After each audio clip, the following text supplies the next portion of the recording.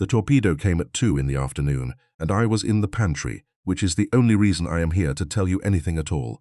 I want to begin with the pantry, and with what I was, because the whole shape of what happened afterwards comes out of it, and because nobody ever tells this part. I was a steward. On a British merchant ship in that war, on the articles I was signed under, that was the lowest paid rating aboard, and there was no lower. I laid the officers' table. I carried their food from the galley up 2 ladders in weather that spilled half of it. I made their beds and swept their alleyway and washed their plates in a steel sink in a compartment the size of a wardrobe. I was 24 years old, and I was from a village on the coast of Guangdong province in southern China, and I had gone to sea at 19 because a cousin was already at it, and because there was nothing at home. There were a great many of us. That is the fact that has been lost. Tens of thousands of Chinese seamen served in the British merchant fleet in that war, in the engine rooms, mostly, as firemen and greasers and trimmers, shoveling coal in a heat you cannot imagine, and in the saloons as stewards and cooks, and we were paid a fraction of what a British rating on the same ship was paid, for the same voyage, the same water, under the same submarines. That is not a complaint I am making now. It was simply the arrangement, and every one of us knew it when we signed, and we signed because the alternative was worse. And the thing that matters for this story is the consequence of it, which is this. When a ship like ours went down, the men who counted were counted, and the rest of us were a number in a column. Nobody was going to spend an aircraft looking for a Chinese steward. I say that without bitterness now. I said it with a great deal of bitterness for about 15 years, and then I stopped, and I will come to why. The ship was a British cargo vessel of about 5,000 tons, coal-fired, 29 years old, and she was slow, 9 knots on a good day, 8 if her plates were foul, and the war had not left much time for scraping plates. She was sailing independently. That is the other thing that killed her. Convoys were for the North Atlantic. In the South Atlantic in that period, there were not enough escorts to go round, and ships of her sort were routed alone across an enormous empty ocean and told to zigzag and hope. We had loaded in Cape Town, and we were bound for a port in South America and then north, and we were about 2 weeks out and roughly 700 miles off the coast of Brazil when it happened. It was a Sunday. I remember it was a Sunday because the officers had chicken, and I had spent the morning on it, and I had just carried the plates down and was standing at the sink with my sleeves rolled up. The first explosion was forward, and it did not sound like an explosion. It sounded like the ship had been dropped. Everything in that pantry came off the shelves at once, and I went into the bulkhead, and then, perhaps 20 seconds later, there was a second one, further aft and much bigger, and the lights went out, and the whole deck under my feet took on an angle. I was on the port side of the accommodation, 1 deck up, 3 steps from a door to the boat deck. That is the whole of my good fortune in this story, and I have never pretended otherwise. Men I had shared a mess with for 2 months were in the engine room, 4 decks down, in the dark, with the ladders gone, and there is nothing to say about that. I got out through the door and onto the boat deck, and it was already tilting so far that I had to hold the rail. There was a lifeboat swung out on that side, and I could see men at the falls, and I started for it, and then the ship rolled further, and that boat came down at an angle and went into the water half full, and I did not see it again. I am not going to describe the next 10 minutes in detail. I will say that there was a great deal of noise and steam, and that the ship was going down by the head very fast, and that I had a lifebelt on because we had all worn them constantly for a week, and that I went into the water off the after part of the boat deck without ever deciding to. She went in about 2 minutes after that. What happened next is that I was in the water in a lifebelt in a slick of fuel oil in the middle of the South Atlantic Ocean, with wreckage all around me and with the sun still high, and I was, I would say now, in a kind of shock that made me extremely calm and extremely stupid at the same time. And a raft came past. I want to be precise about that raft, because it is the object this entire story is about, and because most people picture something quite different. It was a Carly-type float, a wooden raft about 8 feet square, made of planks over sealed copper or steel buoyancy chambers, with a low rail of rope netting around the outside and a slatted floor. It was designed to be thrown over the side and to keep men alive for a day or two. It had a locker built into it, secured with a hasp, and in the locker there were tins of hard biscuit, some tins of a chocolate ration, a few cans of water, a small flashlight, and 2 smoke floats. It was not a boat. It had no cover, no sail, no oars worth anything, no fresh water beyond the tins, and no means of navigation. It did not steer. It floated, and it had a floor you could lie on that was mostly out of the water. That is all it did, and it did that for 133 days. I got onto it badly, on the 3rd attempt, and I lay on the slats for a long time, and was sick from the oil I had swallowed. Then I sat up and looked around, and there was nothing to see but wreckage and oil and the swell, And I called, and nobody answered. There were other survivors. I know that now. Some got away in a boat and were picked up. But whatever separated us happened in the first hours, in a swell, with everything drifting at a different speed, depending on how much of it was above the water and how much below, and by dark I was alone, and I did not see another human being for 133 days. Here is what I had, and I could recite this list in my sleep for the rest of my life. Tins of biscuit. Hardship's biscuit, the kind that will break a tooth, in sealed square tins. I did not count them properly for 2 days, and when I did, I had about 40 pounds of it, a small quantity of tinned chocolate ration, cans of water, 10 gallons in sealed containers, a flashlight with a battery that lasted 11 days, and a lens and a reflector, and inside it, a small coil of wire, 2 smoke floats, a length of rope netting on the rail, which was hemp, and which was, though I did not know it yet, the single most valuable material on that raft, a piece of canvas about 6 feet by 4 that had been lashed under the locker lid as a cover, and my own clothes, cotton trousers, a shirt, no shoes, no hook, no knife, no compass, no sail, no cover. The first 3 days I did not do very much. I want to be honest about that because in the versions people tell of stories like this, the man begins improvising on the first afternoon, and I did not. I lay on that raft and I ate biscuit and drank water without rationing it properly, and I watched the horizon and I was absolutely certain, completely, physically certain, that a ship would come. That is not stupidity. It is what everybody believes. Ships went down constantly in that war, and men were picked up constantly, and every seaman knew a man who had been. On about the 4th morning, I sat up and did the arithmetic, and it frightened me more than the torpedo had. I had 10 gallons of water. In the tropics, a man doing nothing in the sun, with no cover, loses a great deal, 2 or 3 quarts a day if he is careful and more if he is not. 10 gallons is 40 quarts. At 2 quarts a day, that was 20 days. At 1 quart a day, 40, and I had no way at all of making more. And the second part of the arithmetic was worse, and I did it lying on my back looking at the sun. I was drifting.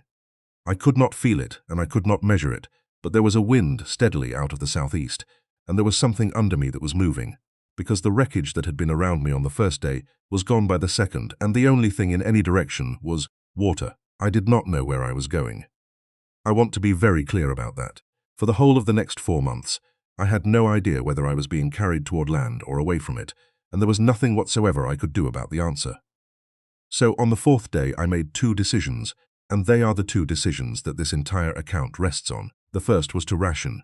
From that morning I allowed myself 2 of the small biscuits and 2 swallows of water in the morning, and 2 and 2 at dusk, and nothing in between, and I kept to that for as long as those supplies lasted, and I did not once break it.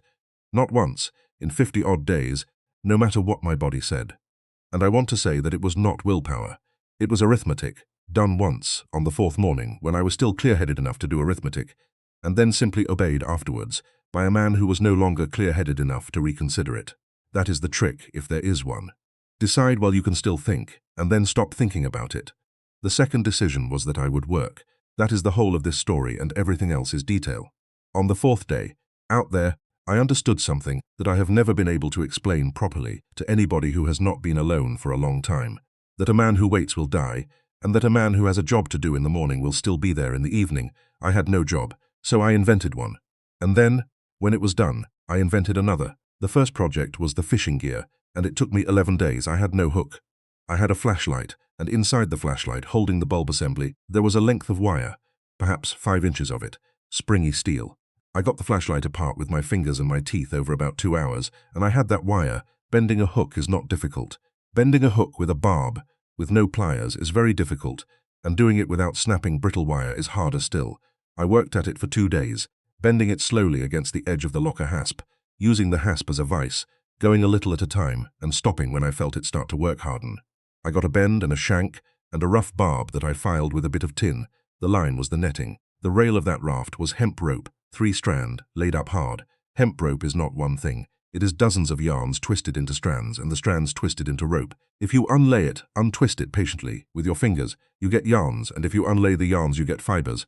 And if you twist those fibers back together the other way, in a bundle, you get a fishing line. I did that for 6 days. I would sit cross-legged on those slats in the morning, and in the afternoon, and unpick rope and lay up line, and my fingers went to pieces. The salt gets into every split, and I made, in the end, perhaps 40 feet of line about the thickness of a bootlace, and it was strong enough to hold a fish of 10 pounds. I have thought about those 6 days more than almost anything else out there. There is nothing in that work that is heroic, and there is nothing in it that is even interesting. It is a man sitting on a raft twisting rope. But every single one of those mornings I woke up with something to do, and I have come to believe that this is not a small thing. It is the whole thing. The knife came next, and it very nearly cost me. I needed to cut fish. I had no blade of any kind, so I took an empty biscuit tin. I had one by then, and I worked the lid off it and I flattened it, and then I folded one edge over on itself twice to make a spine, and I worked the other edge back and forth against the rough copper of a buoyancy chamber fitting for 2 days, until it had something like an edge on it. Tin is not steel. It bends and it tears, and the edge you get is more like a saw than a knife. And what a torn tin edge does, more than anything else, is cut the person holding it.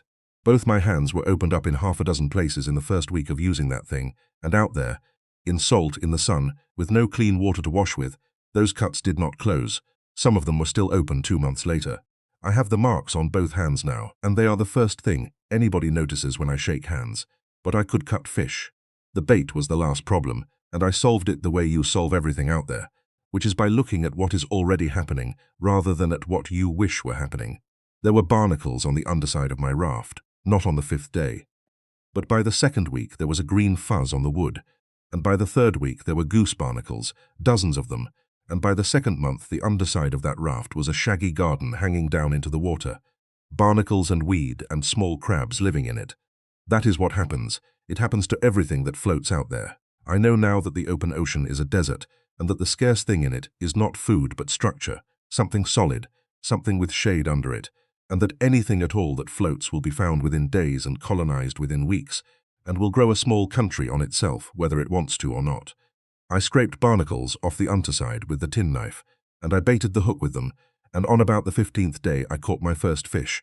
I do not have words for that. It was perhaps 8 inches long, and I have no idea what it was, and I ate it raw, immediately, whole, in about 90 seconds, and then I sat there shaking. After that I ate. Not well and not every day, but I ate. The little fish that had moved into the shade under the raft were easy once I had the hook. The bigger ones came for the little ones, and I caught some of those. And once I got a fish so large that it took my line out and parted it, and I had to spend most of a day making more, which taught me to keep a spare line ready at all times. And I dried them. That is one of the parts I am most pleased with. Fish spoils in a day in that heat, and a man alone cannot eat a large fish at one sitting, and so what I did was to cut them into thin strips with the tin knife, and lay them along the rope rail of the raft in the sun, turning them, and after 2 days in that heat they were leathery and dark, and would keep for a week. For most of 4 months, if you had flown over my raft in the middle of the afternoon, you would have seen a low wooden square in the middle of an enormous ocean, with strips of fish hanging along the rail, like laundry on a washing line. I also caught birds. I am less pleased about that, and I will describe it plainly. Seabirds come to anything that floats because they need to rest. They would land on the rail, sometimes several at once, sometimes within arm's length. They had never been hunted by a man on a raft, and they had no reason to be afraid of me. I made a snare from a piece of line and some of the seaweed that had collected on the raft. I would lay a loop and put a piece of fish in it and lie absolutely still for an hour with the end of the line in my hand. It worked perhaps a dozen times over 4 months. The first time it worked, I got a bird about the size of a duck, and it fought, and it opened my forearm badly with its beak, and I still killed it, and I ate it, and I have thought about that particular bird for most of my life. It had come to rest on the only solid thing in 100 miles of water, and I killed it for that. I ate them raw as well, because there was nothing else to do, and I used what I did not eat for bait, and I used the bones. I straightened a bone into a second hook. I used another one to make a needle. The water was the crisis, and it arrived exactly when the arithmetic said it would. I made 10 gallons last about 50 days, which is far longer than it should have gone, and it went that far, only because it rained in that ocean, far more often than I had expected. The canvas was my water system, and I learned it wrong the first time. The first rain came on about the 10th day, a fast squall in the afternoon, and I held that canvas out and caught perhaps a pint, and it was salt, because the canvas was covered in dried spray, and the first water off any surface out there is brine. After that I had a routine, and I ran it perhaps 40 times over 4 months, and by the end I could do it in the dark, the moment I saw a squall coming, and by the 2nd month I could see them an hour off, from the way the cloud base went ragged and dark, and the way the rain shaft leaned. Everything stopped. I would rinse the canvas in the first of the rain, wring it out over the side, rinse it again, and only then spread it across my own knees in a hollow, with the corners raised in my fists, and let it fill, and I would drink straight from the hollow, first, until I could not hold any more, because your own body is the best container you have, and a man who drinks 3 quarts during a squall carries them with him for 2 days. And then I would fill everything else. The empty water cans, the empty biscuit tins, anything that would hold. And I would cover them and lash them under the locker lid out of the sun. On one night in what I believe was the 3rd month I caught, I would estimate 4 or 5 gallons in about half an hour. And I sat there in the dark in the pouring rain with my head back and my mouth open, and I laughed out loud, alone, in the middle of the South Atlantic Ocean. That is a real memory. I can still feel it. I never drank the sea. Not one mouthful in 133 days. Everybody who has grown up on a coast knows this, and I had grown up on one. Seawater takes more water out of you than it puts in, because your body has to spend fresh water to get rid of the salt. It is not a partial solution, it is an accelerant. My grandfather told me that once, in a sampan, when I was a boy, and I never forgot it, and it kept me alive. Now I have to tell you about the ships, because there were ships, and because what they did to me was worse than the hunger. The first was in the 3rd week. A freighter, hull up, in the middle of the morning, perhaps 5 miles off, I would guess 8 now. Because I have since learned that everybody at sea level overestimates how close a ship is, I fired one of my 2 smoke floats. A smoke float is a canister that produces a column of orange smoke for a few minutes, and it is a good signal, and it is the best thing I had. I lit it and it went up and it drifted away downwind, and I stood on that raft, actually stood, holding nothing, which was extremely stupid, and I waved my shirt over my head and I shouted until my throat closed. She did not alter by 1 degree.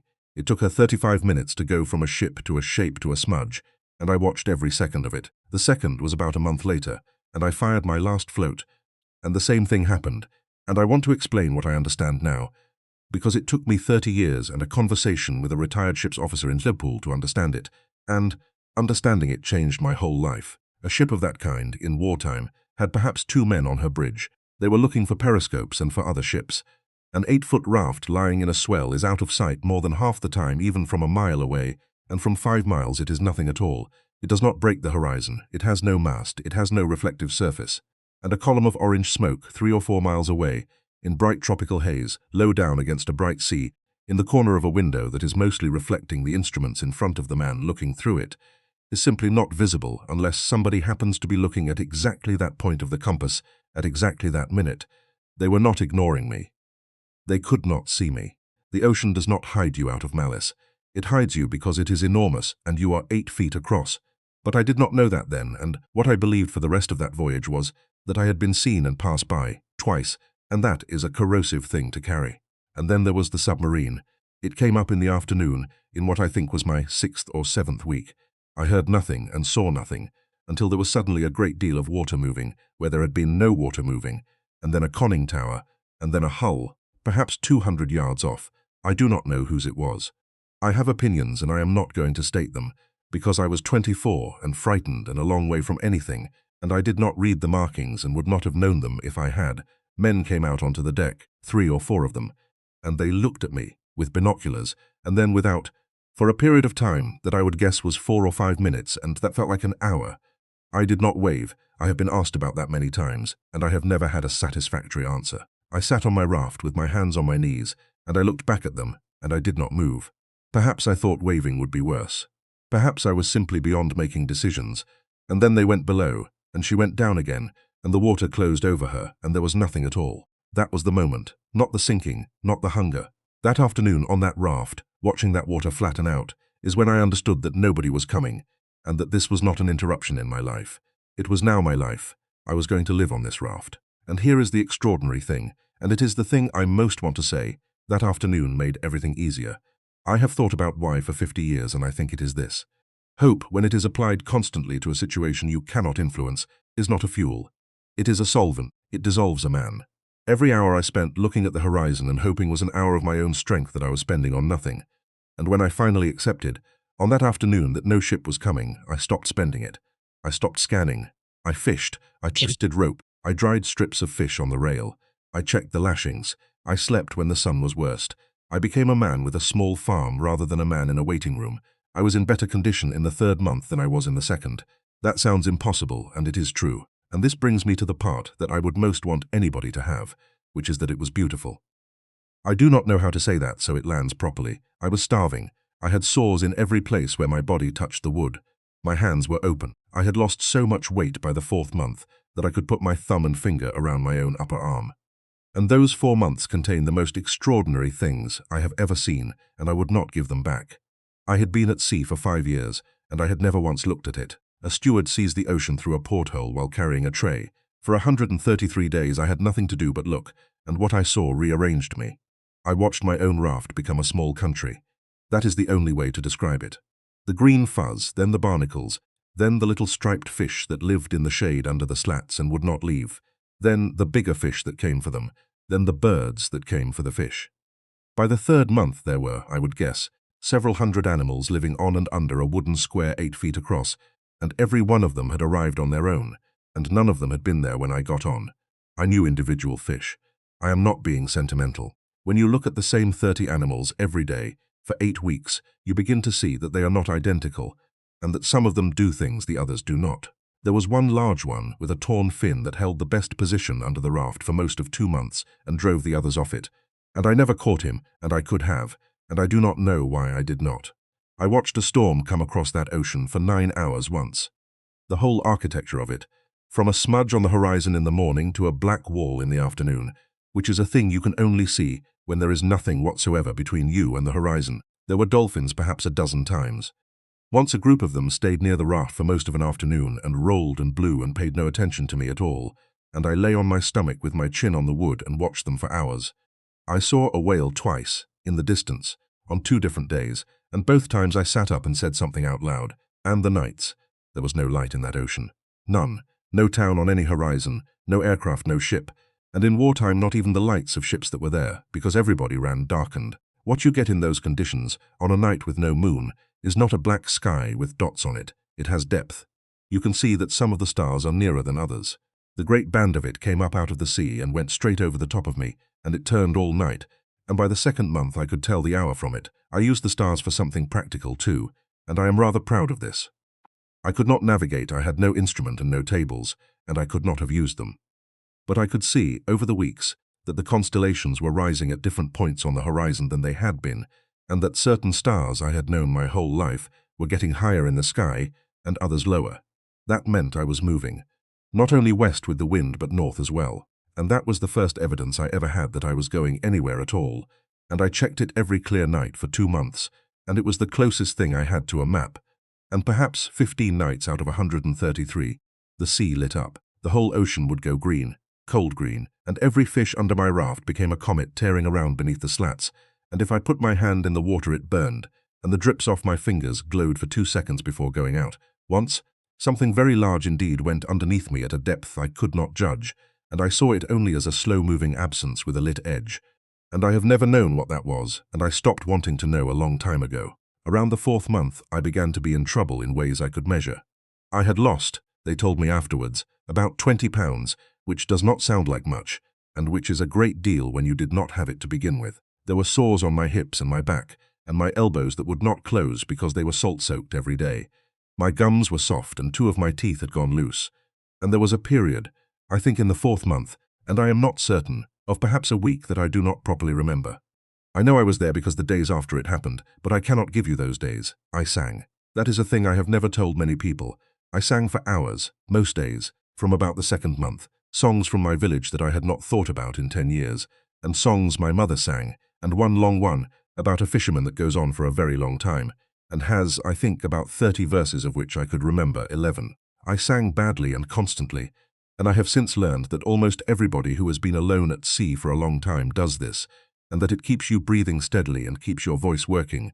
And when I finally spoke to another human being, after 133 days I could still make sentences, and that is not nothing. And I kept the days. I made a notch on the edge of one of the slats every morning with a tin knife, and every 7th one I made longer. That was the first thing I did each day, before I drank, before I looked at the horizon, before anything, and it is why I can tell you it was 133 days and not about 4 months. And I have always been glad about that in a way I cannot fully explain. Now the ending, which is not really about me at all. Somewhere in the 4th month, the water changed color. I noticed it first as a difference in the blue. The deep, clean blue-black that I had been looking at for months began to have something else in it, a greenness, and then, over days, a cloudiness, and there was more floating in it, a branch, then a whole clump of vegetation, actual leaves, still green, then a seed pod, and then the water went the color of tea. I have to explain what that is. because I did not know at the time, and it is the most extraordinary geographical fact in this whole account.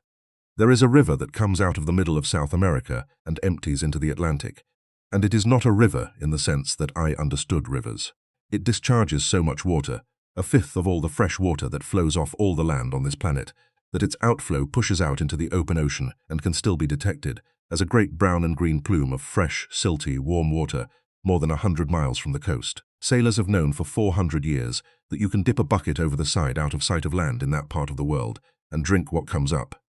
I was in that plume. I did not know what it was. What I knew was that the water was brown, and that there was vegetation in it, and that birds had changed. For 4 months I had seen only ocean birds, and now there were birds that flew in a direction and kept going, which means they are going somewhere, which means somewhere exists. I tasted the water. I want you to understand what that required of a man who had spent 120-odd days refusing to put seawater in his mouth under any circumstances. I put a finger in and touched it to my tongue, and it was not salt. I did not drink much. I was too frightened to trust it. But I sat on that raft in water the color of tea, with leaves floating past me, and I understood that there was land. The last days I do not remember well. I know the water got shallower in color and browner, and I know I saw a bird I recognized as a coastal bird, and I know that I began to hear, very faintly, at night, something that was not the ocean. They found me on the 133rd day, 3 fishermen in a small open boat. It was the middle of the morning. I heard the engine before I saw them, and I did not believe it, and then there was a boat with 3 men in it coming across brown water toward me, and one of them was standing up and pointing. We had no language in common.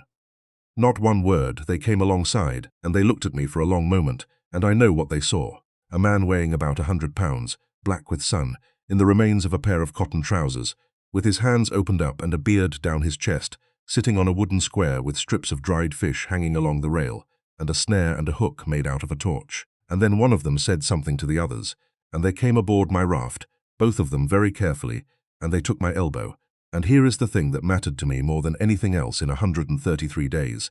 I stood up, and I walked 3 steps from my raft into their boat, holding a man's arm but on my own legs. I have never been able to explain to anybody why that was so important to me. I have thought about it for 50 years. I think it was that I had spent 4 months being carried by something enormous that did not know I existed, and that walking 3 steps into a boat was the first thing I had done under my own power since a Sunday afternoon in the pantry, and that it meant I had not been reduced to cargo. They took me in. It was a long way, and it took hours, and I sat in the bottom of that boat and watched a coastline come up out of the sea in front of me, green, absurdly green, after 4 months of 2 colors, and I could smell it from a long way out, mud and green things and smoke. They gave me water in a small tin cup, and they made me wait, and then a little more, and one of them was very firm about it, and would not let the others give me more. He knew, somebody had taught him, his father, or a man on a beach, that a starved man given as much as he wants will be gravely ill. He rationed a stranger who had come out of the ocean, in the first 10 minutes, out of pure inherited knowledge, and I was too far gone to thank him, and I have been trying to make up for it since. I was in a hospital for 4 weeks, and then in a room a family lent me for a great deal longer. They told me the distance eventually, a man with a chart in an office, some month afterwards, and I made him say it twice. Something over 2,000 miles. West and north across the whole width of the South Atlantic Ocean, carried by a wind and a current that had been running that way since long before there was anybody to name them, at about 15 or 20 miles a day, for 133 days. The current has a name. It is one of the great flows of the planet, and it runs west across the equatorial Atlantic, and then turns northwest along the shoulder of South America, and it has carried things, logs, seeds, boats, men, along that exact road for as long as there has been an ocean. I did not choose it, and I could not feel it, and it did not know I was on it. It simply took me, the way it takes everything, and it happened to deliver me to a coast, rather than into the middle of nowhere, and there was no reason for that at all. I went back to sea. Not immediately. It took me a year, but I did, because it was the trade I knew, and because I was not frightened of it, which surprised everybody, including me. And for about 15 years I told this story with a great deal of anger in it. The ships that passed. The pay. The fact that nobody came looking. I was owed something, and I said so, and there were times when I said it to people who did not deserve to hear it. What changed me was slow, and it happened somewhere in my 50s, and it is the only thing I have to give anybody. Nothing out there was against me. The torpedo was not aimed at a steward. It was aimed at a ship, by men in a steel tube who never saw any of our faces. The 2 ships that passed were not ignoring me. I have had it explained to me properly, and I was invisible, physically, actually invisible, and no man on either bridge did anything wrong. The submarine that surfaced and looked and went away was a piece of the war, and I have stopped wondering about it. The sun was not punishing me, and the current did not take me anywhere. It was going where it goes and has gone for millions of years. There was no malice out there, and there was no mercy either. There was only an enormous system, running, exactly as it runs tonight, over an area of the earth that most people never think about. And inside all that indifference, this is what happened. A wooden raft 8 feet square grew a garden on its underside, and the garden fed me for 100 days. Birds came and rested on the only solid thing for 100 miles, and some of them I ate, and I am sorry. It rained perhaps 40 times. A flashlight had a wire in it that became a hook, and a rope rail had fibers in it that became a line, and a biscuit tin had an edge in it that became a knife.